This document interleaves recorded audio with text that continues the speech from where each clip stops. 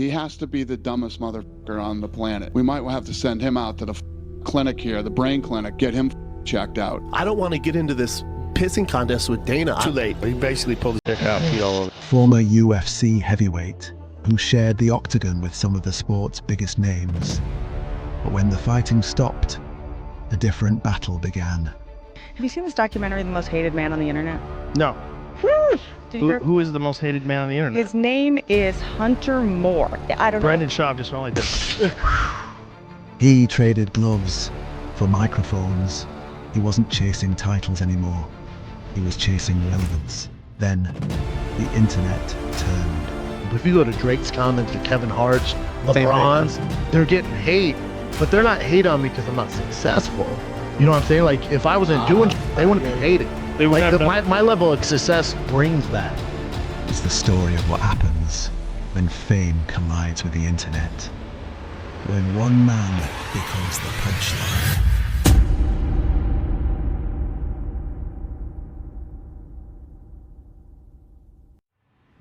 Halo bro, ketika membahas mantan petarung UFC yang masih sering menjadi sorotan, nama Brendan Schaub hampir selalu muncul. Bukan karena ia pernah menjadi juara dunia atau mencetak rekor luar biasa di dalam oktagon, melainkan karena perjalanan karirnya setelah pensiun justru membuatnya semakin terkenal.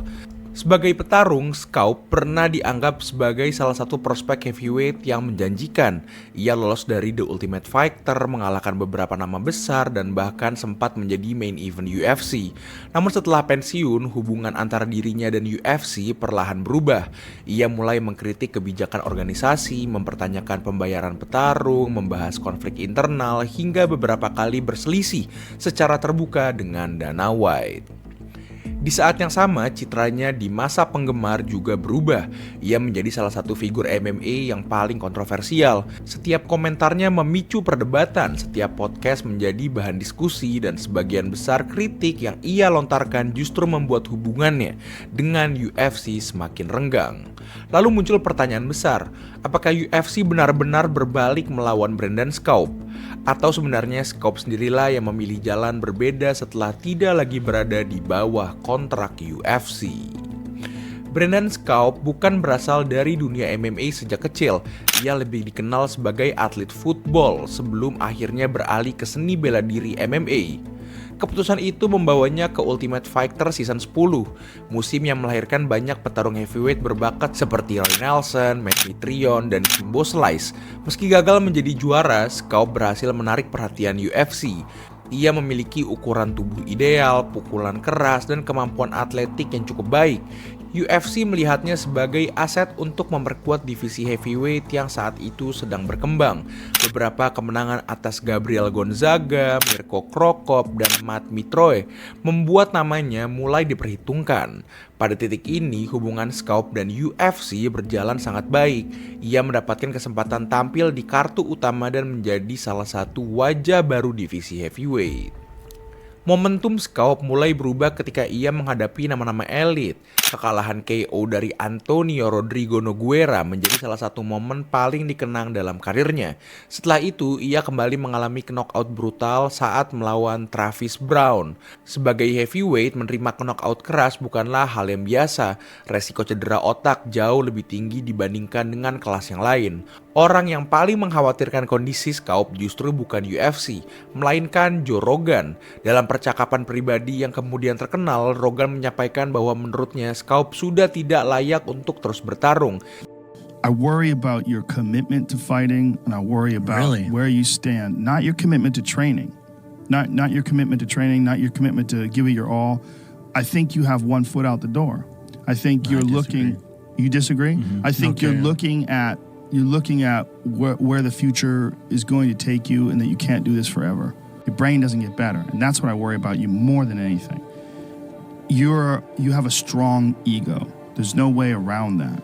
You have to have a strong ego to be an elite fighter. You have to have a strong ego to be a top level athlete. You have to. That strong ego can also fuck you, because your strong ego doesn't allow you to look at yourself the way other people look at you. Ia percaya kemampuan berbicara Scope mulai berubah akibat terlalu banyak menerima pukulan. Scope akhirnya mengakui bahwa percakapan tersebut sangat mempengaruhi keputusannya untuk pensiun pada tahun 2015. Setelah menerima 2 knockout beruntun dari Antonio Rodrigo Nogueira dan Travis Brown, banyak orang mulai mempertanyakan masa depan Brendan Scope di UFC. Namun orang yang paling jujur kepadanya justru sahabatnya sendiri, yaitu Joe Rogan. Dalam sebuah percakapan pribadi yang kemudian diungkap ke publik, Rogan mengatakan bahwa menurutnya Scope lebih baik berhenti bertarung. Ia khawatir terlalu banyak pukulan telah memengaruhi kesehatan Scope, bahkan mengaku melihat perubahan pada cara bicaranya. In terms of comparing yourself to the other guys in the division, the Fabricio Verdums, the Junior Dos Santoses, the Cain Velasquez, the guys who are at the top of the fucking mountain. It sucks, right? It sucks for me to say it. If I don't like it coming out of my mouth. I don't like it. And the reason why I don't like it is because I love you as a human being. But if 20 years from now you can't fight, like when can you stop? Can you stop in 10 years? Can you stop in 5 years? Can you stop in 2 years? Can you stop? It's coming. Mendengar hal itu bukanlah sesuatu yang mudah. Scope sempat merasa kecewa, tetapi setelah merenungkannya, ia menyadari bahwa Rogan berbicara sebagai seorang teman, bukan sebagai seorang komentator. Pada tahun 2015, Brendan Scope resmi mengumumkan pensiun dari MMA profesional. Namun pensiun bukanlah akhir dari perjalanannya di dunia UFC. Ia segera membangun karir baru sebagai podcaster melalui The Fighter and the Kid, lalu mengembangkan berbagai program lain yang membuat namanya tetap dikenal di komunitas MMA. Berbeda dengan kebanyakan mantan petarung yang memilih menjauh dari sorotan, Scope justru semakin sering membahas UFC dari sudut pandang orang dalam. Dan seiring bertambahnya pengaruh yang ia miliki, kritik-kritiknya terhadap UFC pun mulai semakin sering terdengar. Awalnya kritik yang ia lontarkan tidak terlalu menjadi perhatian, namun seiring bertambahnya popularitas podcastnya, setiap komentarnya mulai mendapatkan sorotan. I get a lot of people saying, "What do you think of him?" Like trying to bait me to talk shit about him, but I don't. Yeah, he's new. He's fucking new at stand-up. Yeah, I know. And he's doing he's got a special that was. I'll go ahead. If he said my podcast isn't funny, I'll say that his special was very funny. Ia berkali-kali mengatakan bahwa banyak atlet kehilangan puluhan hingga ratusan ribu dolar setiap tahun karena tidak lagi bisa mempromosikan sponsor mereka sendiri saat bertanding. You have all the lists. I mean, you gave it to me. You gave me a list of all your sponsors and what you actually got paid. Yeah, like you have it. I have proof. I have tax returns. It's not about that. It's not about that thing you sent me. Was that a tax return? That's the official breakdown. Yeah.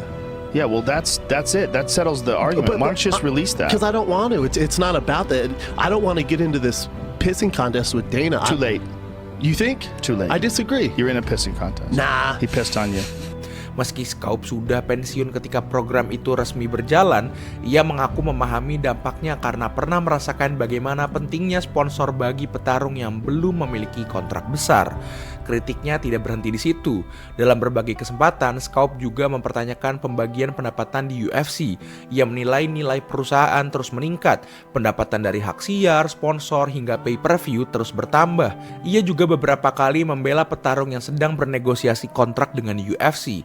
Ketika ada atlet yang meminta bayaran lebih tinggi atau memilih tidak bertanding karena persoalan kontrak, Scope cenderung melihat masalah tersebut dari sudut pandang petarung, bukan organisasi. Sikap ini membuatnya berbeda dengan banyak analis MMA yang lebih berhati-hati dalam mengkritik UFC. Di sisi lain, Dana White dikenal sebagai sosok yang tidak menyukai kritik yang dianggapnya tidak berdasar. Walaupun jarang secara khusus menanggapi Scope, beberapa kali Dana White melontarkan sindiran kepada mantan petarung yang menurutnya berbicara tanpa mengetahui kondisi sebenarnya di balik layar.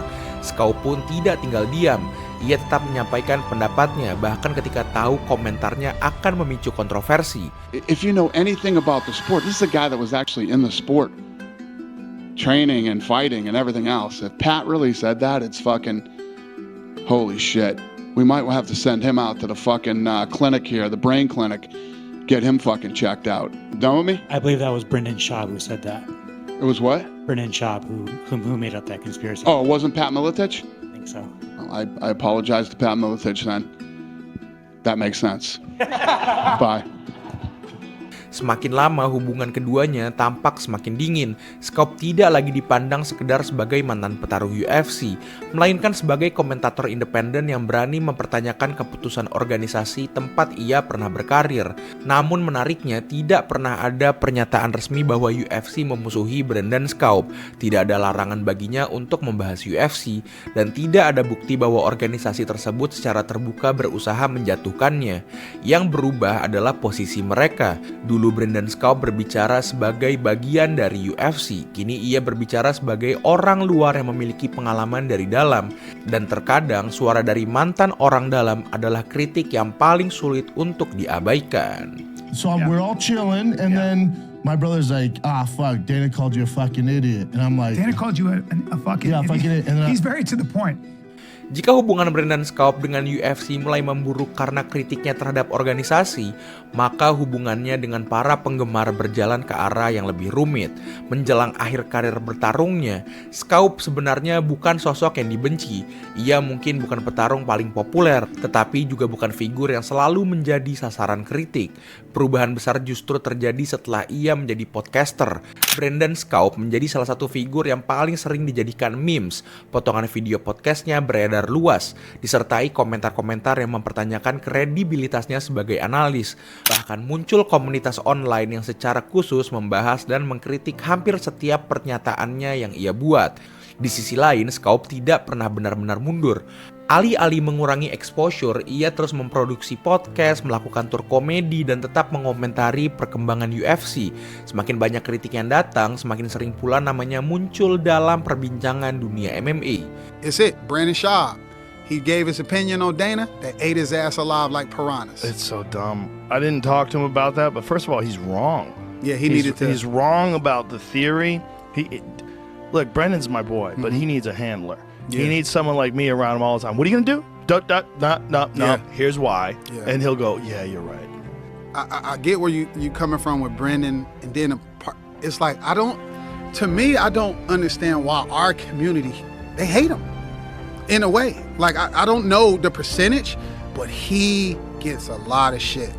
If you're spending any time, if you're a busy man, you're a family man, you got kids, you got a wife, you got a shit to do, and you're spending any time arguing on Twitter, that is a waste of your life. Situasi ini menciptakan persepsi bahwa Schaub telah dijauhi oleh semua pihak.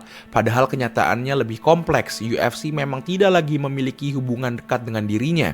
Tetapi gelombang kritik terbesar justru datang dari komunitas penggemar MMA sendiri. Reputasinya berubah bukan hanya karena konflik dengan organisasi, melainkan karena citra publiknya ikut bergeser. Ironisnya, semua kontroversi itu justru membuat Brendan Schaub tetap relevan bertahun-tahun setelah ia pensiun. Namanya masih terus dibicarakan bukan karena kemenangannya di dalam oktagon, melainkan karena apa yang ia katakan di luar oktagon. Dan pada akhirnya itulah yang membuat kisah Brendan Schaub berbeda dari sebagian mantan petarung UFC. Karir bertarungnya memang tetap berakhir, tetapi kontroversinya tidak pernah benar-benar selesai. Kalimat UFC turn on Brendan Schaub terdengar dramatis, tetapi kenyataannya lebih kompleks. Tidak pernah ada bukti bahwa UFC secara resmi memasukkan Schaub ke daftar hitam atau melarangnya membahas organisasi tersebut. Yang terjadi adalah hubungan kedua pihak berubah secara alami. Saat masih menjadi petarung, Schaub adalah bagian dari bisnis UFC. Setelah pensiun, ia berubah menjadi komentator independen yang tidak ragu mengkritik organisasi tempat ia bekerja. Di sisi lain, UFC juga tidak memiliki alasan untuk terus mempromosikan seseorang yang sering mengkritik kebijakan mereka. Mungkin namanya hanya akan dikenang sebagai heavyweight yang cukup bagus tetapi gagal menembus level juara. Namun ia memilih jalan yang berbeda. Ia membangun media sendiri, ia berbicara tentang hal-hal yang menurutnya perlu dibahas. Sebagian orang menganggapnya berani karena mengkritik organisasi terbesar di MMA. Sebagian lainnya menilai ia hanya mencari perhatian. Yang jelas konflik antara Brendan Schaub dan UFC bukan semata-mata disebarkan oleh kekalahan di dalam oktagon. Perubahan itu terjadi karena setelah pensiun, Schaub tidak lagi bertarung dengan sarung tangan. Ia bertarung menggunakan mikrofon. Dan dalam dunia MMA modern, terkadang kata-kata bisa menciptakan kontroversi yang jauh lebih besar daripada sebuah knockout. Nah, udah segitu aja buat video ini. Terima kasih banyak udah nonton. Jangan lupa like, comment, dan subscribe. Dadah, watch out.